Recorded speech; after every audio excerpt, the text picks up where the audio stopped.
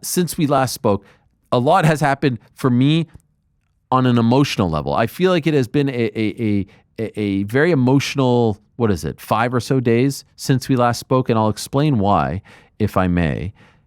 So I left here on Wednesday not feeling great, not like I had a stomach ache or anything like that, but I didn't like the way Wednesday played out, in large part because, as we talked about on Wednesday, I promoted the fact, I told you all, and I feel very strongly about this. A guest's going to be on, we have to deliver. And, most shows that you consume aren't live. There's, in the sports space, and really in the entire podcast space, there's McAfee, The Best, Lebitard, Rich Eisen, Dan Patrick, us. There aren't a lot of shows that are live that have guests. So when someone promotes, let's say Logan Paul promotes that so-and-so is going to be on his very popular podcast, that interview is already in the can. Bill Simmons promotes so-and-so is going to be on a show. That interview's in the can. So when you promote it, there's no worry that it's going to fall through. This is the worry that I've been living with for the past 16 years because you never know. Like Yuri might not show up today. More often than not, 98% of the time, the guests show up. And so there's a trust that comes with that. There's an accountability that comes with that. And so I hate, especially when it's a guest of that stature, Conor McGregor, I hate when we don't come through. And I take it very, very, very seriously and very personally. I feel like I let you down. Now, I do want to clear something up because later in that day, you saw that Conor did some media. He was on Fox News. He did some stuff for DAZN. He did a media call, all this stuff. And I saw some people say like, oh, he chose them over you, or oh, he went that route instead of going on your show. And so I just want to clear something up. Conor didn't no-show this show. For lack of a better explanation, at least for now, it was discussed beforehand that coming on the show last Wednesday wasn't the right time for us and for him, if you catch my drift. So this was a mutual decision. Okay, so I hope people understand that. We weren't left at the altar. We weren't left with egg on our faces because we were standing there hoping he would show up. This was something that was discussed and in the end determined that this wasn't the right time to have this interview in studio. So I want to clear that up. And I hope it makes sense. And perhaps we could talk about it down the line. But that's all I'll say about that. And so, despite that, I go home feeling like crap. I felt like I let you guys down. And I don't like that feeling. That night, it's the beginning of Yom Kippur where we fast. You have this big meal. I spend the whole day in a synagogue. And for me, Yom Kippur is a day that I dread because of the fasting, and you're tired and you're hungry and you're thirsty and all that stuff. But my favorite time is like the last hour, usually like 6:30 to 7:30 p.m. Because I feel like, and I'm not trying to get too deep on you guys, I respect all religion. I believe in God. I believe in religion. I wish we lived in a world where all religions respect each other and we all had, sort of like the common courtesy to understand that people come from different walks of life and we should all be, kind and loving to each other, no matter the God you believe in or what you believe in, even if you don't believe in God. But I always feel like for me and my faith, that last hour, I feel the closest possible to God. And I feel like because you're so tired, you're so hungry, you're a little bit loopy, you're in a room with a bunch of other people who feel the same way. There's some songs that you sing and some things that you say where you feel like you are saying sorry, you're opening yourself up, and you're kind of sacrificing yourself. You have just sacrificed the last 24 hours. I love that last hour. I love it. And it's spiritual. And I went into the holiday feeling like crap. And then I left the next day, I got out of the holiday feeling like I had been sort of cleansed. And look, there are bigger things in life than interviews falling through and all this stuff. But like, I take this stuff way too seriously. And I felt like by Thursday night, I was cleansed. So that was a roller coaster in its own right. Like it kind of like kicked me back into, a normal mindset. All right, like what?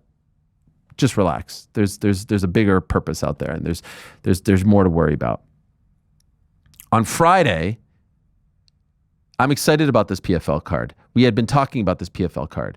We had been talking about Hughes and Nurmagomedov, it being the most anticipated fight in PFL history. Amazing main event. You got two champions being crowned on this card. Sergio Pettis has an incredible knockout. Francis is there with Don Davis and Dakota. It feels like PFL is figuring things out. John Martin is there. They've got a face. It's a fresh face. It's a new era. It's a new coat of paint. They're streamlining things. Usman and Paul ends up being a great fight, just as entertaining as the first one. And then we hear the scorecards, and we hear the 50-45, and we hear the 49-46. And let me just say, after doing some, investigation, we made a big deal about it in the post-fight show. The tweeting of the scorecards had nothing to do with the actual scorecards. That was just a mistake in the moment, and I have no doubt that one had nothing to do with the other. It did seem weird at the time, but one had nothing to do with the other. What was weird, and is still weird, and we still have no explanation, and I haven't seen anyone from the PFL distance themselves from it, is the 50-45 and 49-46. And I saw some people say, like, look, at the end of the day, you're talking about one round. No, you're not. You're not talking about one round. I actually hate when it's a 3-2 fight and people say, oh, it's a robbery because it went 3-2 the other way. Or, oh, man, it was 3-2 and they gave it a 4-1. Okay, that's one round. You gave this one judge, Derek Minner, gave Paul Hughes 0 rounds. There's just no explanation for that. Like, to me, 2, 3, and 5 were relatively easy rounds to score in his favor. 2, 3, and 5, 1 and 4 for Usman. But in the end, I'm okay with the 3-2 Usman score, which one judge gave. The other two, 49-46 and 50-45, are indefensible, absolutely indefensible. And the 50-45, to me, is criminal. Like, there should be an investigation into that. What the hell were you looking at? And that left a sour taste in my mouth. I was pissed on Friday night because I was watching that thinking, what the hell did we just witness? What is going on here? Now, people will throw out their theories, their conspiracies about where the fight was and who the fight was scored in favor of and all this stuff. And I can't get into that because that is not fair. I don't have any evidence that would suggest that anyone was in on the take or anything like that. But what I do know is 50-45 is indefensible. And there needs to be an investigation. And that guy should not judge MMA or combat sports until he proves that he knows what he's looking at. He knows what he's scoring. But I felt like something was rotten there. And so I went into Saturday feeling like, man, now we got 320 and we got this BKFC show. Like, man, there are times where you're like, what is this? What are we doing? What are we devoting our lives to? This is corrupt. But then things changed on Saturday for me. On Saturday, and I'll just say it here now, because he didn't put it out, and I bugged him about this, but I'll say it. There's a new member of the Uncrowned team. His name is E. Casey Leiden. You may know him if you're a longtime fan of our work. And when I say our work, I had been working with him since 2009. 2009, our first show together was UFC 104. Every single interview from 2009 till me leaving to ESPN in 2018, every single memorable one. The Conor walk and talk, the Bisping walk and talk, Rampage in Japan, the sit-downs with CM Punk, every single, John Jones, Daniel Cormier, DJ, all that stuff. 09 to 18, it was Casey and I. And obviously often his wife, Esther, would help out. She was the photographer. He was the videographer. He was the guy with me when I got kicked out of the Forum in Inglewood in 2016. Every single show, every single city, every single venue, we were together. I went to ESPN. I came back to MMA Fighting, but when I came back to MMA Fighting, we were just doing the show. We weren't doing stuff on the road. Well, he is now a member of Uncrowned. He has officially joined us as of last week. And I can't freaking wait because this is the beginning of Uncrowned Films, where we're going to go back to our old on the road, boots on the ground, doc style, walk and talks, but better than that. We're going to tell stories. It's not just going to be about covering the event. We're going to tell long form stories of all kinds. And we did our first on Saturday. We went to BKFC. The show started earlier in the day. We got there at about 2:45. No one was there. And I got to give thanks to BKFC. They really didn't ask us any questions, and they let us do whatever we wanted, however we wanted, without any sort of restrictions. We got to go everywhere. Every locker room, on the ring, ringside, in the back, the ramp, all that stuff. It was amazing. It was rejuvenating. This felt like the old days, but better because I can't wait for you guys to see what we have put out. I can't wait for you guys to see the access. I can't wait for you to see it's my chance to do the Louis Theroux stuff that I've been wanting to do for a very long time. We've got another trip planned next week. Uncrowned Films is the last pillar. We had the doc, we have the website.com, we have the shows, the studio, YouTube, podcast, the writing. This was the last thing. And we're off and running. Want to see how we're off and running? Here's a taste. Here's a taste for you. This is going to premiere next week because we got to put it together. It's a feature film here of many that are coming out. But do you want to see the access? Do you want to see what we have in store? This couldn't have been a better start. Couldn't have been a better start because it was genuine. It was heartfelt. The people at BKFC were so happy to have us, but didn't get in our way. Didn't try to change our opinion. Didn't try to influence us. Didn't try to campaign for anything. They said, here it is. Cover it. Do whatever you want. And we were everywhere. In the back, ringside, like I said, everywhere. Here's a taste of what we shot on Saturday. Are you proud of yourself? It's hard to answer right now. My third fight this year, 39. Fucking continue to get better. I shot for something big. Just trying to reach financial freedom for my family, and took a big risk that no one really wants to take. Did my best. Yeah, the guy's fucking tough. He's a little bit bigger. He hits hard as fuck. I'm proud of myself. Should be. I can keep my head high on that. And it's just tough loss. You have no idea what's coming. Casey's the best. Me and him, like the old days. Prudential Center, where we did the interview with Nate Diaz. Kurt Pellegrino walks by. The Rashad Evans after UFC 128 interview. Dana after John Jones wins the belt. You have no idea. I can't wait to show you guys this. And I can't wait to show you the other stuff we have in store. Believe in us. Stick with us. I felt rejuvenated because I'm being honest with you guys. The UFC pay-per-views, I always go through a range of emotions. I'm being like oversharing here, but obviously I used to be at all the events and front and center, and we'd be on the road and stuff. And there's like a high and a low, and this is what I chose. But there's some FOMO. I didn't have any of that on Saturday because I felt it, and I was reminded why I love this so much. I was reminded why I got into this, and so that ends just as the main card is starting, and so I'm able to watch live the main card. And the main card on Saturday starts with a big Joe Pyfer win. Congrats to him. He'll be on the show tomorrow. A Yusuf Zalal win. Congrats to him. He'll be on the show today. And then it's the fight that I was really looking forward to. Remember, when it was first announced, I said I was looking forward to this fight more than any. It was Yuri versus Khalil. First 2 rounds, it's all Khalil. First 2 rounds, they're questioning whether Yuri can continue. What's up with his feet? What's up with his legs? What's up with his movement? And then you know what happened in the third. And then you fast forward to the co-main event, and you see Merab coming out looking fresh to death with the Oakleys. And I told you guys last week, I don't know if there's been a title fight as of late where I felt like I had such love and admiration for both guys. I didn't want to see both guys lose. Merab, Corey, loved them both. Kind, genuine, lovable characters. There has to be a winner. Merab's the winner. Congrats to him, 14 in a row. It's unbelievable. I feel for Corey as well. But it was great. There was sportsmanship. There was respect. Highest of high levels. And then there's Alex Pereira. Main event. The crowd behind him. The walkout. The bow and arrow. The pace.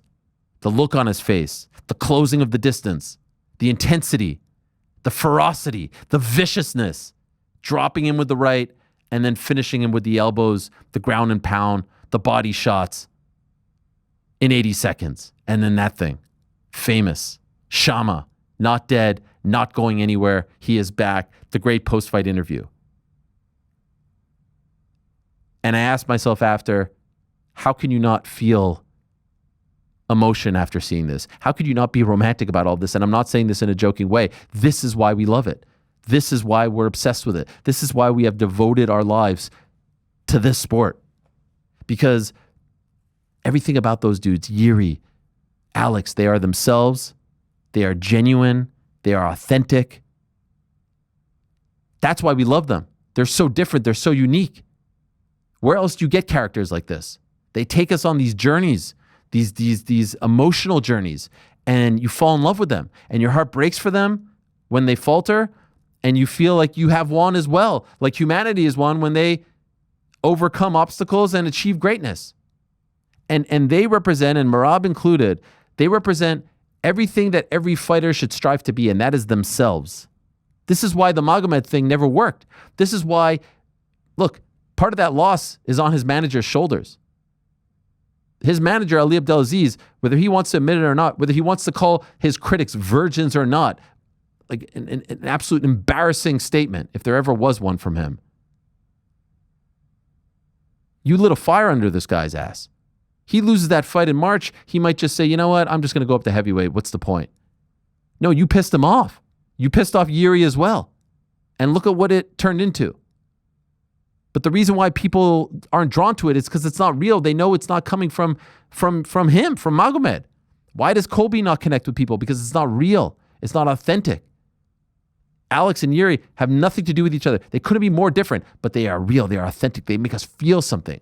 Look at GC. Look at his reaction to Yuri. You don't react that way unless you feel something about a guy who takes you on that journey. If you missed it, here it is. Oh, spinning elbow from Yuri. 2 minutes to go. Yuri, empty the tank, man. He's trying. Oh, couple big shots from Yuri. Oh! Slap. He's down. It's over. Yuri! Boom! The samurai puts him to sleep. Man. I love this man. Oh! I'm coming. Let's go, Yuri. Woo! How can you not love this guy? Oh, puts the check flag on. A couple big breaths. Oh, let's go. How can you not be a fan of this man? Delivered. Boom! He couldn't be more right. How could you not love this guy? I would add, how could you not love this sport? How could you not be a fan of this guy or this man? How could you not be a fan of this sport? Because of characters like that who take us on these journeys, who make us feel something. Fuck, I was sitting there watching Mike Perry and Jeremy Stevens looking like they were on the brink of death, and they kept going. They kept going, obviously for financial gain, obviously for legacy and all the things that come with it. But man, it's different. It's so different. And witnessing that and then seeing what Alex did, seeing what Merab did, seeing what Yuri did, then seeing Yuri in the front row crying like a proud father, crying because the guy who beat him twice beat the guy who disrespected him. Because Alex never disrespected Yuri. Look at this guy. You would think that they were best friends, crying for no other reason. Not because he's like, oh shit, now I might not get a title shot. Because he wanted his brother in arms, the guy that he bonded with. He wanted him to beat the guy that was disrespectful, that talked shit via his manager. Now, there's obviously a difference between Carlos and Yuri here. Carlos doesn't have that connection. I get it. Carlos wants next. This dude is like, yes, you did it for us. For the honor. That's real. That is beautiful. How do you not feel some sort of way about this? It's fucking amazing. It's beautiful. I love everything about it.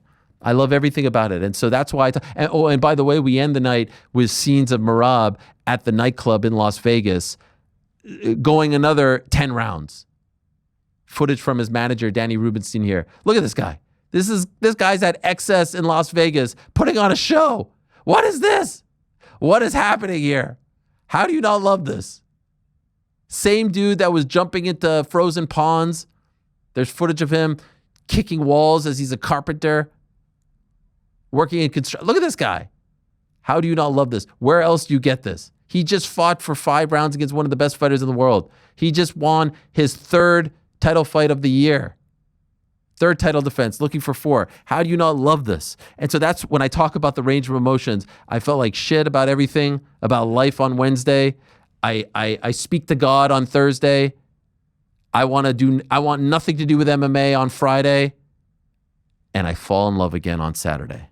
It's a beautiful thing, and happy to be here to talk about it all with you guys on Monday. Great Jays win. Actually, 2 wins. Saturday, Sunday. Bad Bills loss. We're not going to talk about that. We'll just move on and say hello to the rest of the crew. Hi, guys. How are you? How's everyone? Doing great. How about you? Yeah, doing great.